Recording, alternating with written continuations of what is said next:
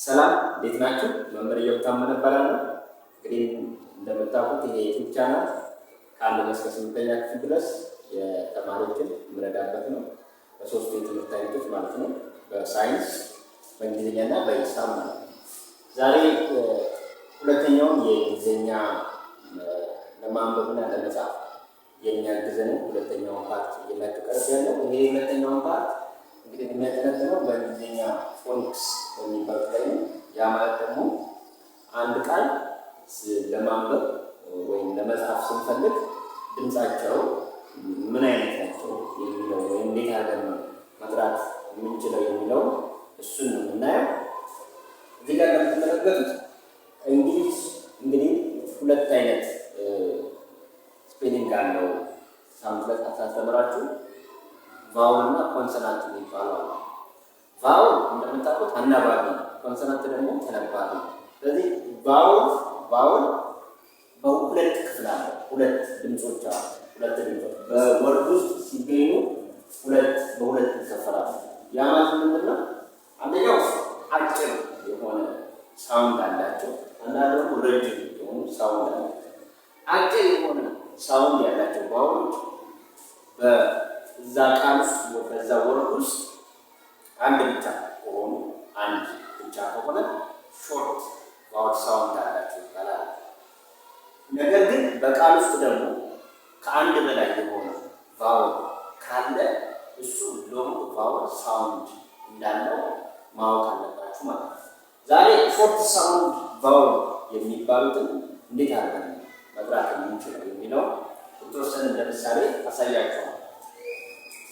ለማመድ ያህል ለምሳሌ የመጀመሪያው ኤ ቫውል የምትባለው ሳምንት ሳስተምራችሁ የአ ድምፅ አለ።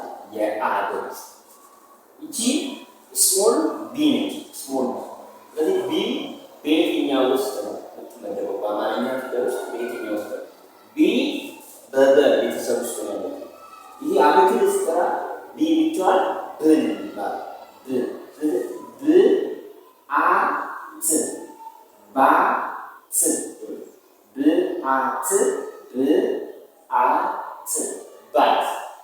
ባት ሌላኛው ደግሞ እቺ ስሞል ዲ ይባላል። ስሞል ዲ የደ ቤተሰብ ስለዚህ የዲ የትኛው ነው? ስድስተኛው ነው ተገኘ ድ የምትባለው ለብቻዋ ድ አ ድ ዳት በአማርኛ ባት ማለት ምን ማለት ነው? ሲተረጎም በአማርኛ የሌሊት ወፍ ማለት ነው። የሌሊት ወፍ ዳት ይታወቃል። አባት ወይም አባዬ ነው። ሁለተኛው ላይ አር የሚገኘው አር እቺ ስሞል አር እቺ አር የረ ቤተሰብ ስድስተኛው ላይ የምትገኘው ር ትባላለች። ር ኤ ድ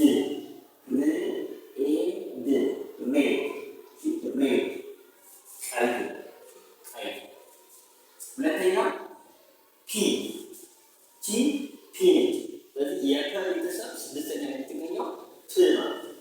ፕ ኤ ን ፔን መጽሐፍ ያስችልበው ማለት ነው። ሶስተኛው ላይ እቺ ኤም ነች። ኤም የነ ቤተሰብ ሆና ስድስተኛው ላይ የምትገኘው ም ትባላለች። ም ኢ ል ክ ሚልክ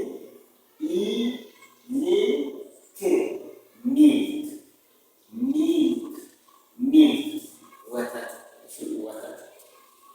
ሌላኛው ክ ኢ ን ግ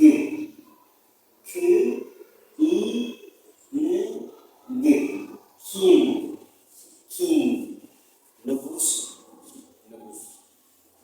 ኪንግ በለዚህ ተራራች። አራተኛው ላይ ደግሞ እቺ ኤት የኤች ስሞል ሌተር ይሄን የምትመስለው ኤች ባቲ ተጠራ ህ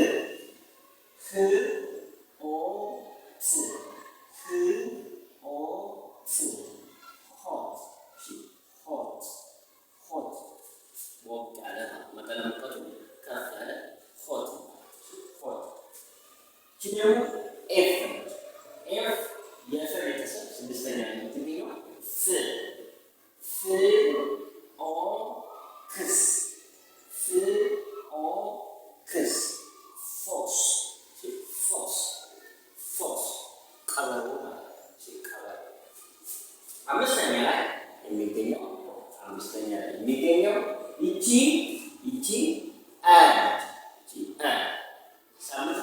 ሳምንት ካስተማራችሁ በኡ ነው ድምፁን የምጠሩት። አንዳንዱ ጋር ኡ ይኖራል፣ አንዳንዱ ጋር ሎንግ ቮወል ሲሆኑ ዩ ይኖራል። ሾርት ቮወል ላይ ሲሆኑ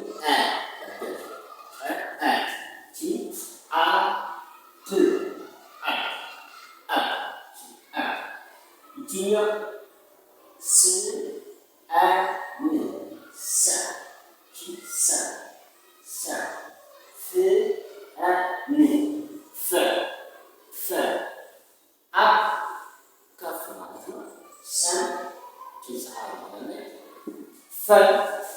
ደስታ ጨዋታ። በዚህ መንገድ ሌሎች የተሰጣችሁ አጫጭር የቫውል ሳውንድ ያላቸው በአበክር የቆጠራችሁ ማንበብ ይቻላል። በሚቀጥለው ቪዲዮ ፓርት 3 ሎንግ ቮወል ሳውንድ ያላቸው እነሱን አብረን እናያለን።